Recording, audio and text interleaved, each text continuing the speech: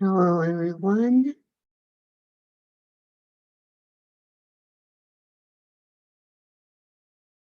We are just going to wait 1 minute so everybody can come in.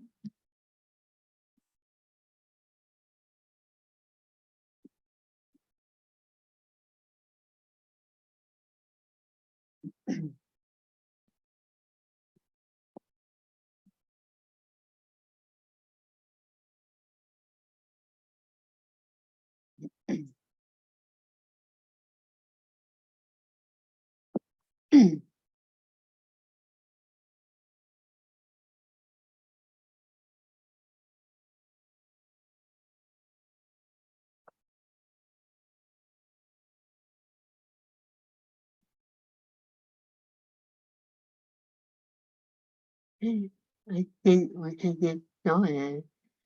Um, Welcome.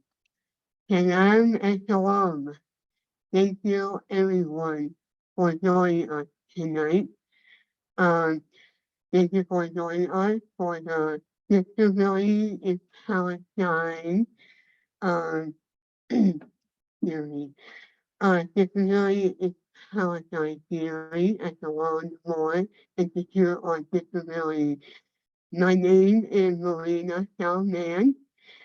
I am a disabled Jordanian alien activist, and today I am honored to join with two amazing panelists in Dr. Zakaria, who is a disabled Palestinian activist and an actress, and Allie Cannington, who is an anti-Zionist disabled Jewish activist.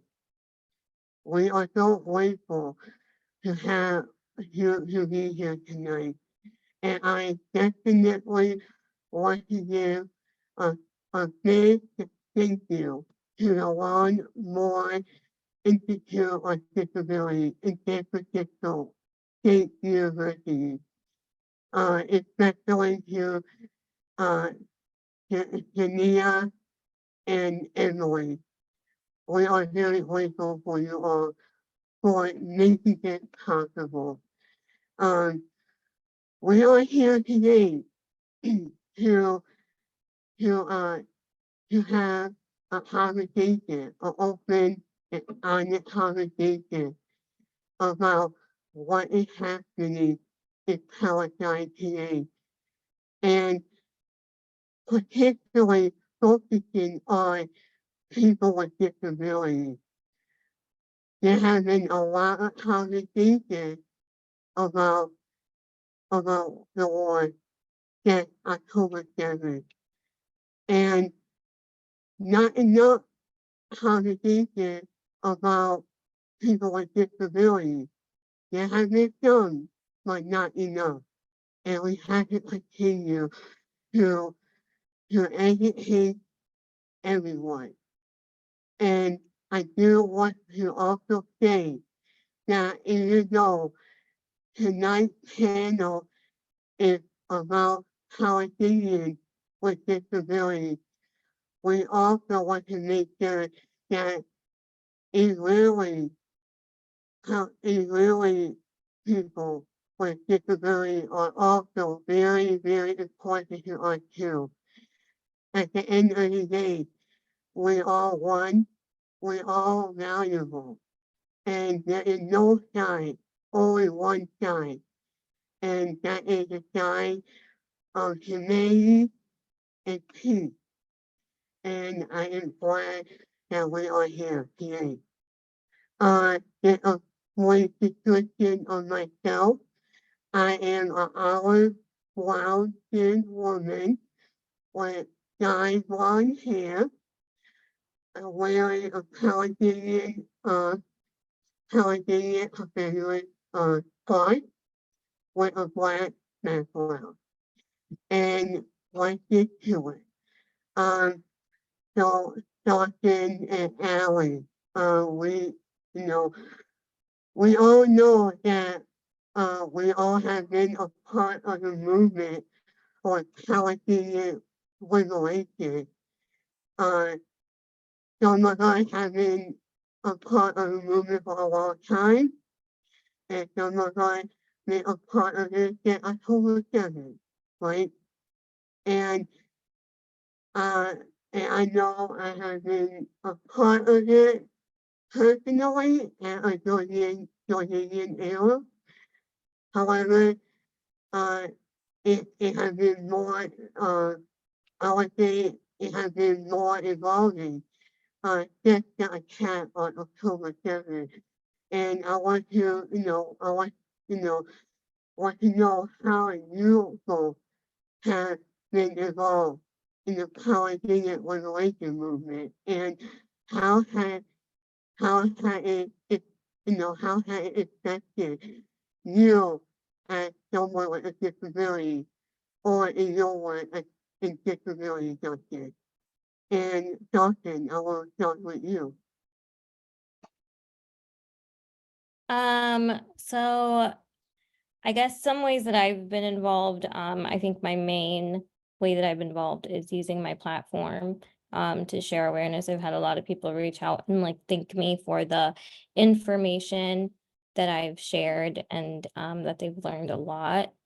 Um, as I've also sent emails to our senator, and that didn't really go that well, and made some calls.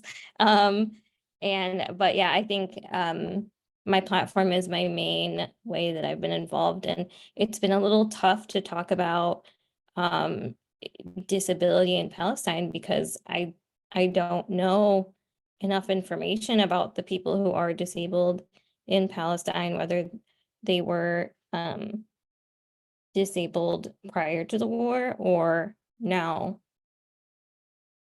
have become disabled. And how, like, can you tell it a little bit more, like, how does it impact you as someone with a disability, when you say? How it has what? Can you repeat the question? How has it affected you as someone, especially as someone with a disability? How has it impacted you?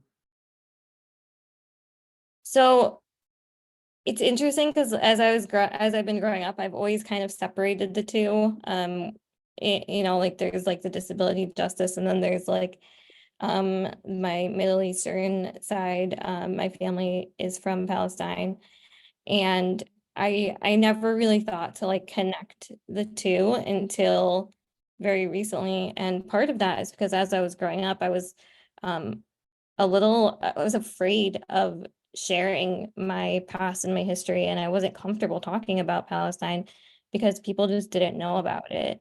And so it wasn't until pretty recently that I started kind of connecting the two and realizing um the depth of the two injustices that are happening at the same time. So yeah, I'm still learning, to be honest. Yeah, yeah. And I think as a Jordanian, I feel I had the same experience, and we talked about that before. Um, I also felt a little bit ashamed growing up in America. It was hard because we had to we had to battle two different cultures, the the Arab culture and the American culture. And and unfortunately, I know I have been made fun of growing up with all our beliefs and traditions. And as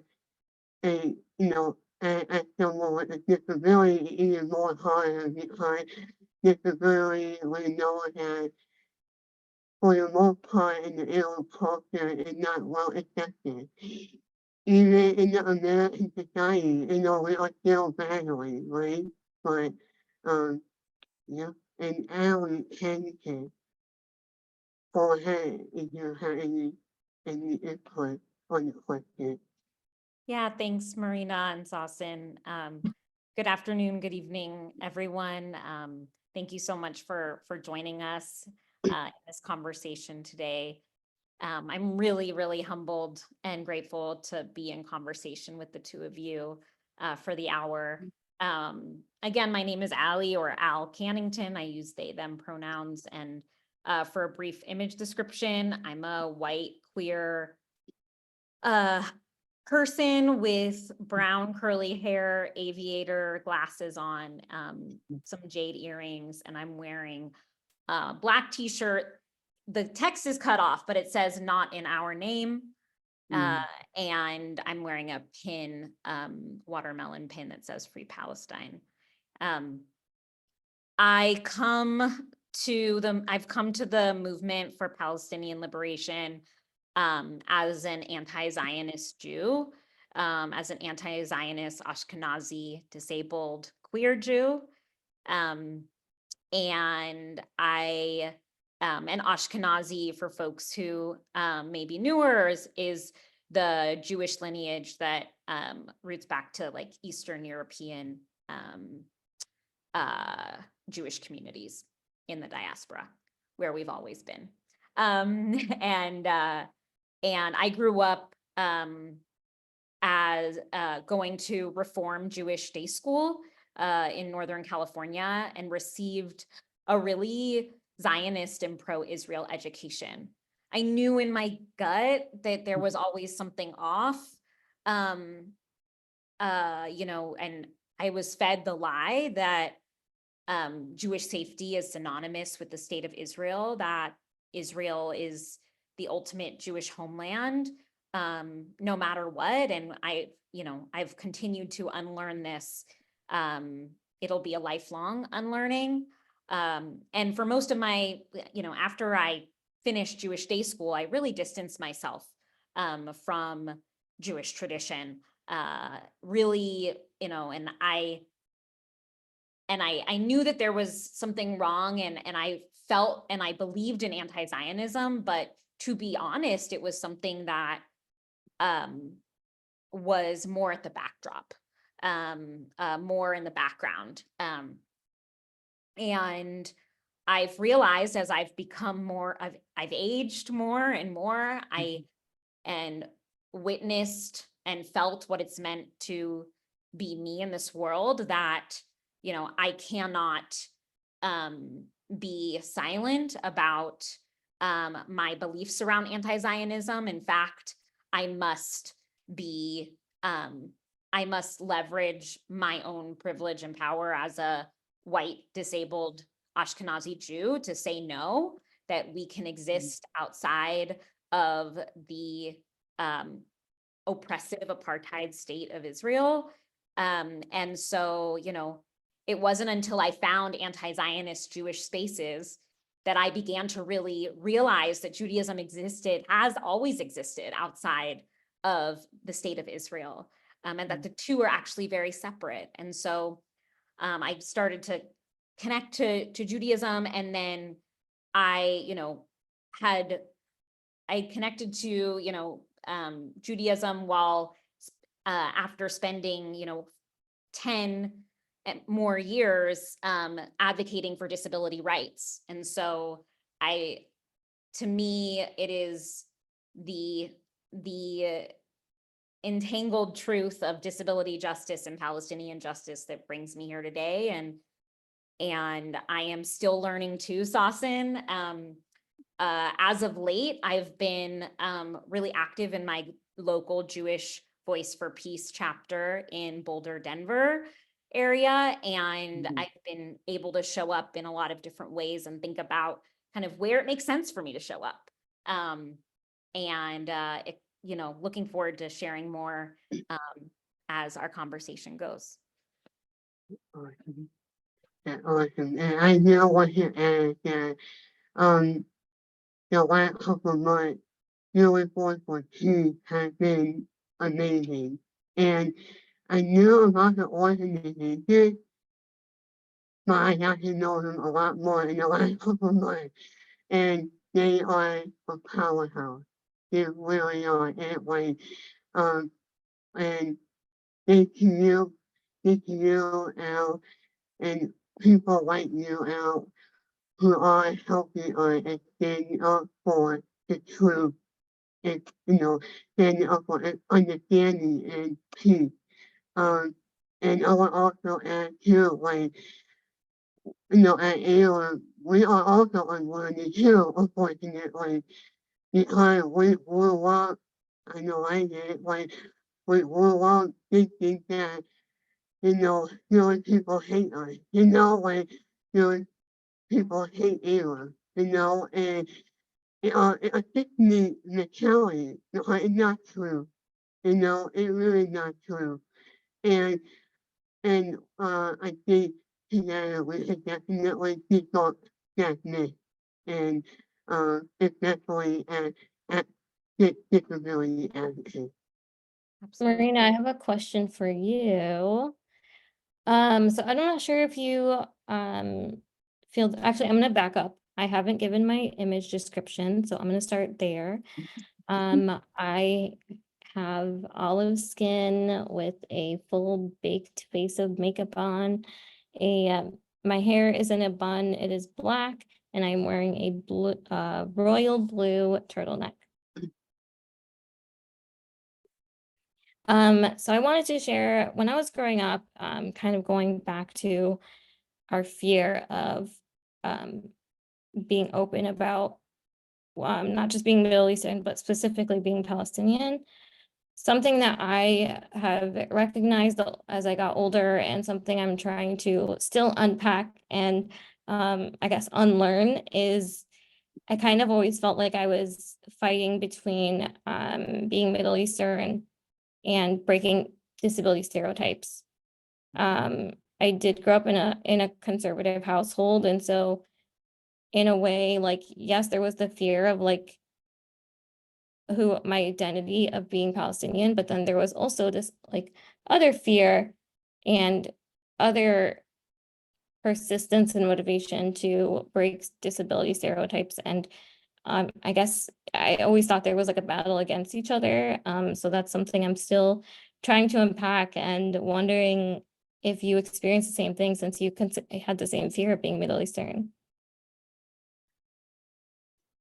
I want to say it's fear, I want to say it's shame. I think it's the same thing, but um, I would say it's more of a shame because I mean all my life I feel like our culture quote unquote is weird. Some practices we do are weird, when it comes to comparing it to the Western perspective or the American lifestyle, the American culture. And I know growing up, I definitely did. I definitely I never told anyone that I was ill. And the only people who really knew were my doctors. And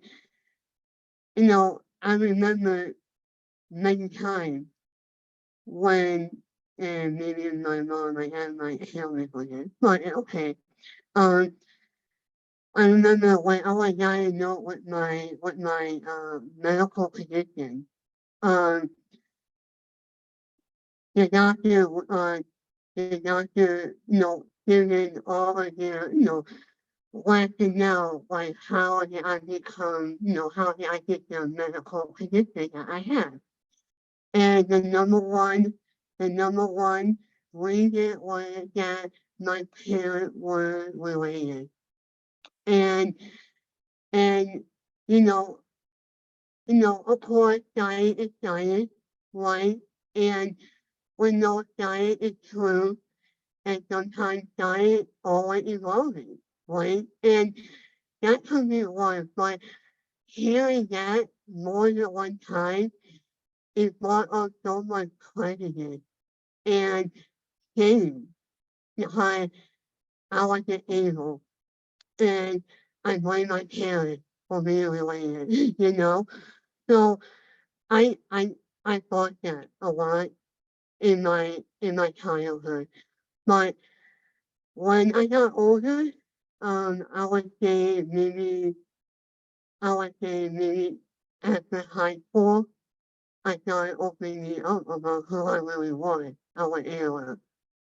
And the more I open up, the more I felt comfortable that people are, we all different. We all come from somewhere. There's no reason to be ashamed. So Yeah, I agree. Thank you both so much for sharing that. And as we all come to this conversation from both, you know, shared similarities and differences, I'm curious if we're thinking about this current context we're in, this as of, you know, today, 27,300 Palestinians have been killed. That's, I'm sure, is an undercount. Millions of people, Palestinians, have been displaced, have experienced disability. And, you know, as we come to this conversation, I'm curious to hear from both of you, why have disabled Palestinians not been counted amongst the death toll or really acknowledged in a lot of the dialogue and media that is out there?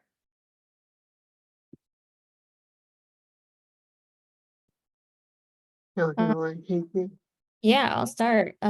So I don't think there's a lot of information that shows how many people are disabled. I think there's a lack of like information that we don't know enough. And I don't know the exact reason why.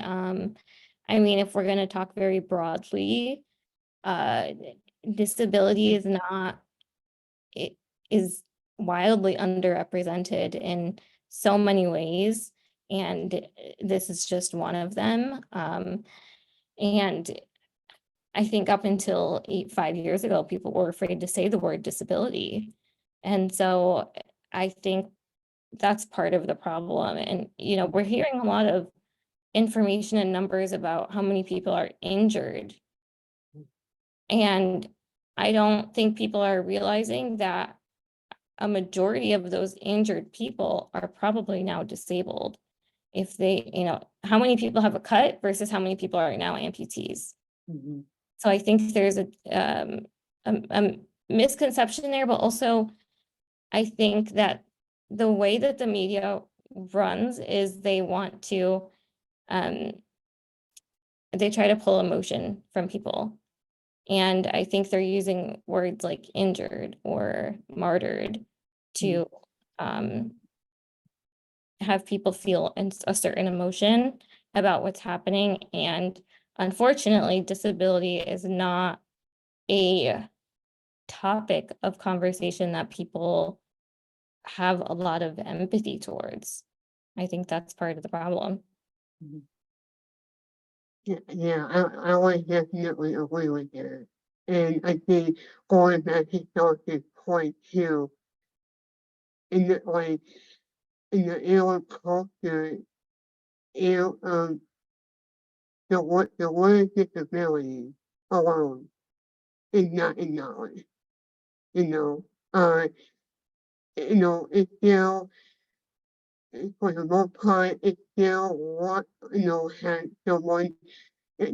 Most of the time, they don't say disability, they say the sick, and that's okay. You can say the sick, but the sick can mean different, can mean a number of ways, like the sick, at home with the flu, or someone who's in the wheelchair. So, I think culturally, people with disabilities are acknowledged, but they are acknowledged under a different category, and again, it it really take a cultural shift um in reframing that concept that the shift is not about people, that the shift they can also, live a normal life, you know. Um and I would also say too that there has been there has been, you know, some reports out there. I would say the human rights watch. They have done a lot of research. And although we don't have a number of how many people with disabilities have been killed or injured, um, we do know that there are overwhelming numbers that have become disabled. And um and like Doctor said, I mean right now there is about over 56,000 people who are injured. And we're not just talking about like I broke my toe. We're talking about people who have lost their limb, their eye, their ear, their arm. Not a lot of people. And and we know that, the foundation to help these people, like having a wheelchair, a cane, a walker, prosthesis, there is not enough of that um, because of the blockade of the humanitarian aid, that, that, that the government is allowing in. So, um, but yeah, I hope the more we talk, the more conversation we can begin to put put our leaders to make sure that people with disabilities are recognized and acknowledged because they are human beings too. Yeah, I think you both are making some really important um points of reflection. And I think one of the pervasive ways that ableism functions is that it erases um whether and how people are counted or actually like through eugenics or murder or ways that it eliminates disability. It eliminates or erases disabled bodies. And just because there may be undercounts or no counts related to disabled Palestinians who have been killed or have been injured doesn't take away the fact that there are millions of people in Palestine and across the diaspora who are Palestinian, who are either already disabled or who have become disabled as a result of the ongoing war and genocide. And I just want to lift up a recent piece written by Leah Lakshmi Piepzna Samarsingha on it's titled Palestine is Disabled. It's on the Disability Visibility Project's blog. Would really recommend folks listen or take a read as we really think about the implication of Palestine in being disabled. Wonderful article here. I would also just like to add a couple more points to that too, is I don't think in the state of Palestine being occupied is the best place that a parent can raise a person with a disability. It's not in a condition, not just from October to now. This is the last 70 years. When you find out that your child is disabled when they are born, the next step is to get them the best resources that they can, figure out accessibility, all that, the other. And unfortunately, that the way that Palestine is being occupied, and because of its occupation, Palestine is considered a third world country. Now, would it be considered a third world country if it were not occupied? I think that's a whole nother panel in itself. I don't know, but I think that's another reasoning behind like how many people are successfully living in Palestine with a disability. I don't think that we know that. And then I think on top of it, there are definitely people in Palestine living with a disability. And I think we've seen so many different ways that Palestinians have been dehumanized, and this is just one of them. And at this point, considering all the injured people and considering, I think the percentage of people disabled has gone up probably 250%. That's just a number I made up. But I think at this point, everyone in Palestine does probably feel disabled, or if not, they are. And it's a disability justice issue. And there's been a lot of disabled folks spreading awareness and coordinating resources. And the main places that I have seen any sort of awareness is either through disability platforms or LGBTQ platforms or Black platforms who basically minorities, marginalized groups, and people who are also oppressed. So I'm curious that where you guys have seen any like movements or campaigns that actually are spreading awareness about this issue. I would say, going back to what you said, Sawsan, I want to add one more thing. And that is disability is nothing about the physical, right? It's nothing about someone in a wheelchair, someone who is deaf, someone who cannot see, or who cannot talk, right? I also want to look up the fact that this is mental health. Mental health is also considered as a disability. Someone who may have schizophrenia, bipolar, major depression. These are considered under the ADA, under the American with Disability Act, it's considered as a disability, including the UN, United Nations Convention on the Right of Disability People. We have to also acknowledge that because, like you said, we feel like almost everybody in Gaza in the West Bank are disabled, mainly mentally, because of the toxic bombardment they are experiencing. And we need to, we really need to take a look in the mirror and say, hey, is it helping or is it harming? Is it making the situation worse? And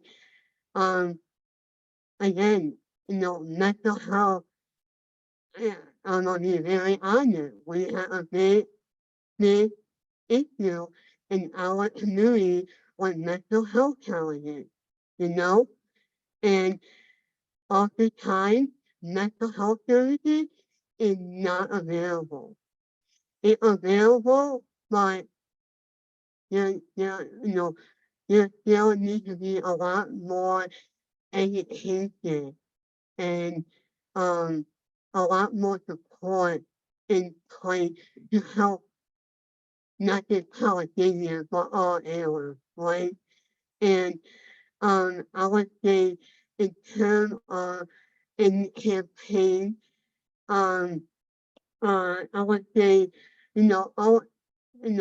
I myself had not been marching out there. I am more of someone who is who likes to speak out by writing. So I have been doing a lot of writing and a lot of education, you know, between family, friends, you know, coworkers, colleagues. Um, that's my way of, uh, you know, being a part of the movement. And also, also I have been also involved in a few organizations. I have been in contact with a few humanitarian organizations that is doing amazing work. So I am a mental health professional by trade. So I'm more in the service field, and there has been a lot of humanitarian work on the ground right now. Um, I would say Palestinian Palestine Children Relief Fund (PCRF) has been doing amazing work. Um, I would also say um, one organization that my church is a part of is called IOCC, International Orthodox Christian Charity. They have also been on the oil, and there is a new nonprofit that I don't know if any of you know him, but his name is Steve Sawsan, and he recently created a new profit. It's called Heal Palestine. It's a wonderful organization. It just started last month, and he is doing amazing work, and he is looking for volunteers. And if anybody is interested, whether you have a talent in health, in education, in humanitarian aid, or in leadership, I really recommend any of you to go to healpalestine.org and uh, share your talent with the people of Palestine. Thanks, Marina. Two things in response. One is like, I have been so in awe and also not surprised of like all of the different creative ways that people are channeling all their different skills and knowledge bases towards Palestine right now. And so just even your framing of that, like whatever your expertise is, or even if you don't feel like you have an expertise, like there is a way to plug in. And so Sawsan, as I think about this question of like, what movements or campaigns have we seen here in the States, as particularly like led by disabled folks, whether we're in the streets or we're in our beds, like we as disabled people must have a stake in a free Palestine. And there are so many ways to take action, both in, close knit in our lives, as well as outside of our homes. And, and as you remind us about the importance of thinking about disability and the full spectrum of disability, not just the assumptions people make when they hear the word disability, like physical disability or a very obvious disability. There's such a spectrum, right? And so just as there are, so many diverse disabled people across the country, there's also so many diverse campaigns and movements for Palestine. So I just want to lift a few up here. There's the campaign created by Jane Shi, Leah Lakshmi Piepsa Samarsingha, and Alice Wong, who created CRIPS for eSIMs. And this is for money and resources to go directly to Palestinians in Gaza to get eSIMs so they can have some source of communication, because due to the Israeli government's blockade, they have made it almost impossible to get cash and resources into Gaza. And so those eSIMs have been really essential to getting folks connected to life-saving resources, and disabled people know across, wherever you are, that having accessible communication and ways of connection are integral to our survival.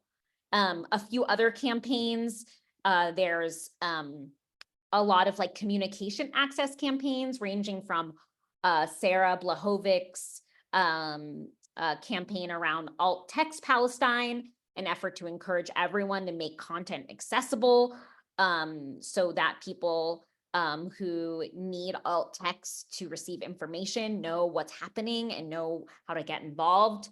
There's the Instagram account, Access Palestine, that translates content about Palestine in different sign languages. We have the brilliant revolutionary art by Aurora Levins Morales, Jewish Puerto Rican disabled elder. We have the grief work and holding led by disabled Rabbi Elliot Kukla. I could go on. We could spend the whole hour lifting up all of these ways that disabled people are showing up for Palestine, ways each of us may be able to move funds or have challenging conversations to move the people in our lives and our community towards a free Palestine. I don't know if and when this will come up, but I just want to lift up that there are, I've also seen some really powerful examples of access-centered organizing. So even when maybe disabled people aren't in leadership or they're co-leading actions, we can organize in an access-centered way. We have to, so that nobody gets left behind. And so hopefully I can lift up some of those examples, but including making COVID safer actions possible. It is happening. And we have to make it the norm. Yeah, I feel like Allie, you feel a lot of resources right there. And I feel like I feel like the issue is that we need to publicize it more, promote it more.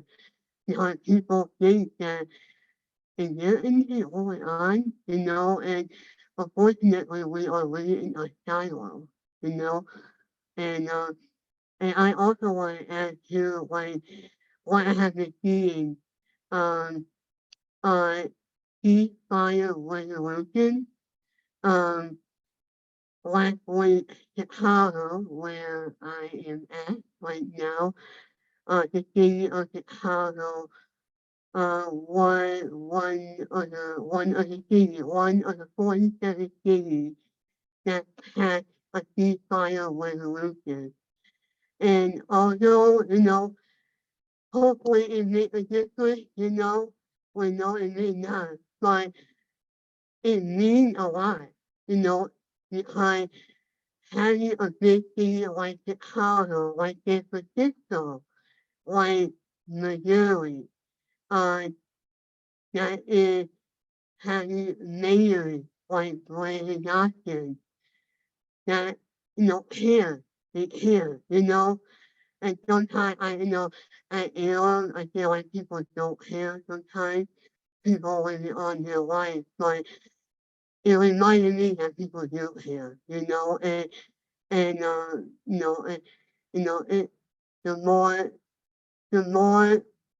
the more we talk, the better we are, the more we learn, the better we understand. So I would like to also pose a question to you as well, and I'll start with Allie on this one. As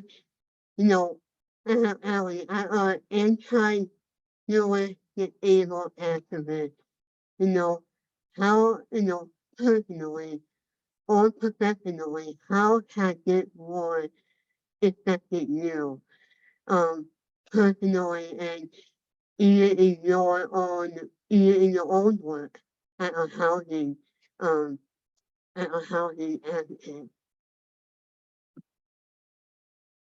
Can you hear me okay? I'm having Yes, some tech problems. Okay. yes, So as someone who's been organizing in the disability rights movement for a long time and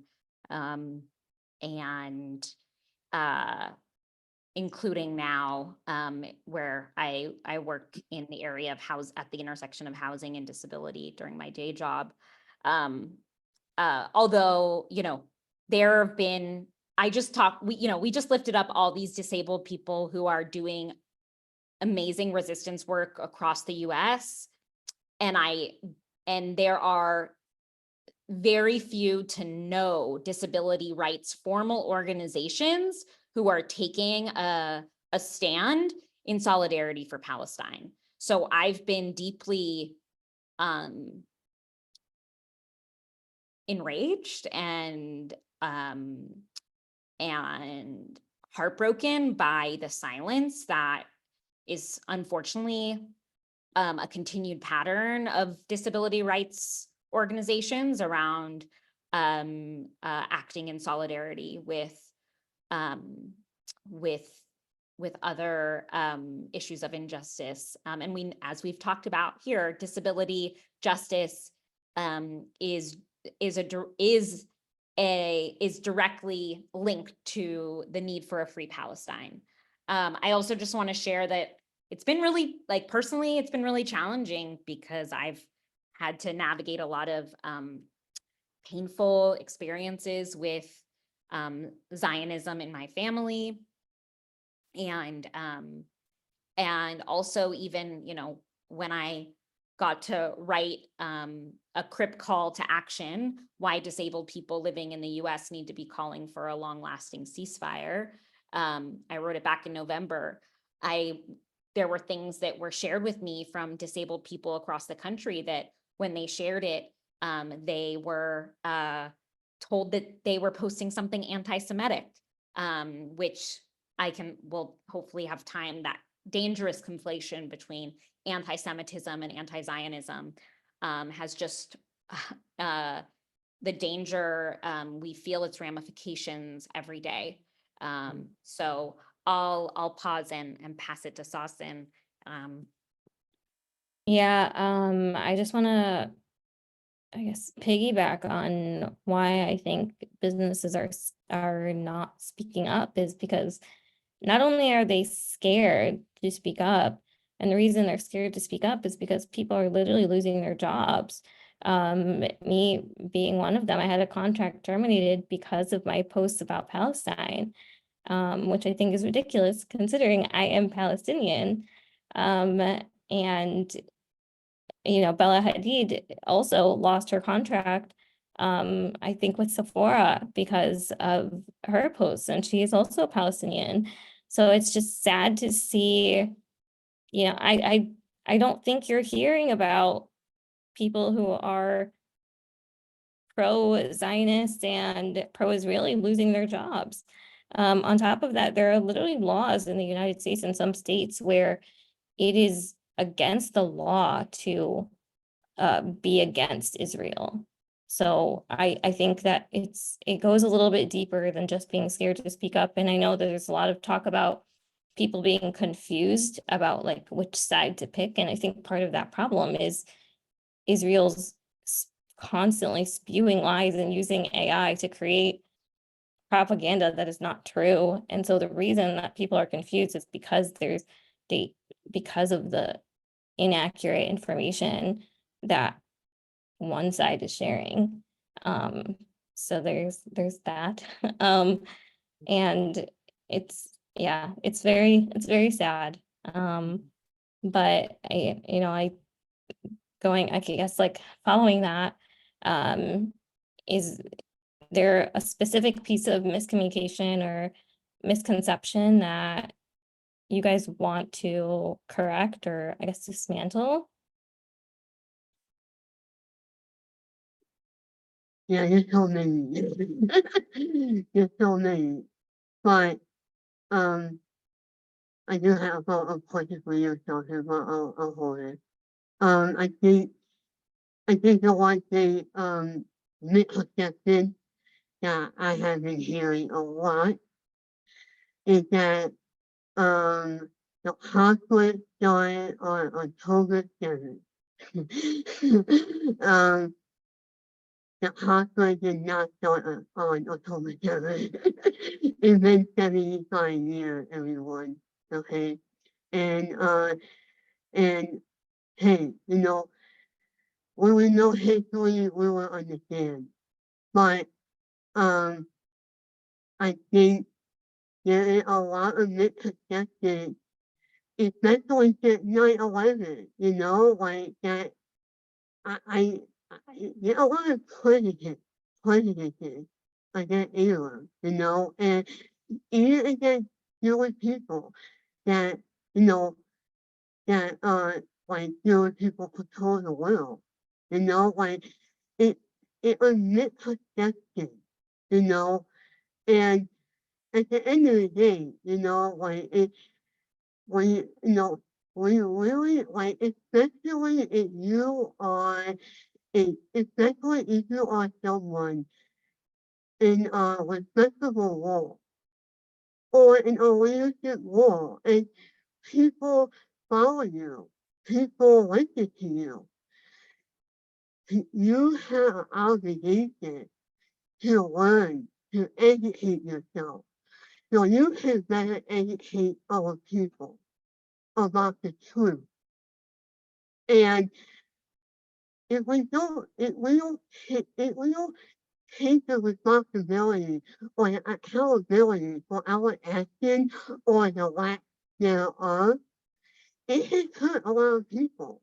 For example, it can hurt someone like Dawson, you know, and uh, it didn't like didn't continue to be um it, I don't know like English I for the lack of a better term, people don't want to believe it because 9/11, you still remember 9/11. So yeah, they must have done that, you know. And hey, I'm not saying um that Hamas is not at fault because they are. Understand? They are at fault. As well as the Israeli government. But as people that the government is supposed to listen to, we supposed to take the accountability and learn and educate ourselves. And and what is that, yeah, the conference did not start on October 7th. It actually started in 1948, right? And um I want a little piece of my family history when when the 1948 Nakba happened. My grandfather was a part of that Nakba. I did not know that he was a part of that Nakba in 1948 until last summer. And I also found out that my grandfather was also one of the freedom fighters when the British government and some Israeli officials came in and did a massacre. My grandfather helped supply military arms to protect the Palestinian people. But you know, history, although history is it can be very heartbreaking, history is also beautiful. It depends how we look at it and what we do with that information. And history supposed to define, it's supposed to dictate our mindset and our actions. Mm. Thank you, Marina. I can't believe it. We're already almost at the hour. And of course, Unsurprisingly, there's so much unfinished business. There's so much we have yet to name and explore. And like, I'm just so grateful that we can be in dialogue with one another and in partnership. And with that being said, I'd love for each of us to close with one example and really like a few sentences. What does solidarity look like to you in practice between Jews, Palestinians, Arab, and Muslims alike? What is an example of solidarity that you want to lift up?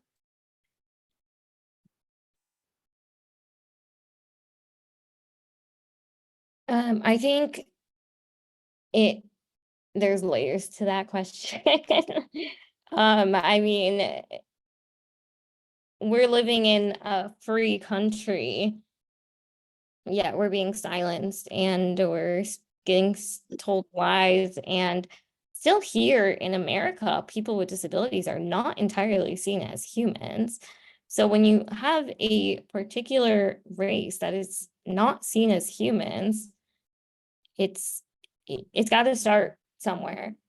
And so until everyone sees people with disabilities as people that are humans and have needs, and there's still so much inaccessibility and ableism in this world, I think then it'll start to naturally go into the discriminations of race. And I mean, that's like also a separate topic in itself of like, once people who are Palestinian are also seen as humans, then at that point, it's like, why does it matter what race you are? If everyone is seen as a human, why should it matter? Thanks, Sawsan. Marina, Yeah. what does solidarity look like in practice to you? Yeah, I want to say the same thing. You know, when him, protesting, speaking out, it's all amazing. But I would say, just reaching out, just reaching out to your alien coworker or to your Jewish coworker. Because that would make a whole lot of difference. Mm. Thanks, Marina. And I'll just add a really powerful example of both disability solidarity for Palestine. There was I think about a month ago, there were bike rides or rides in whatever form you wanted to do with a chair or a scooter. And there were these bike rides for Palestine across the country that moved funds to a disabled-led group called the Sunbirds. And as you all know, disabled people know our needs best. And so the Sunbirds are on the ground as disabled folks providing immediate support. And so with that, thank you, everyone. May the conversation continue. And may we all take action every day until a free Palestine. Thank you, Allie.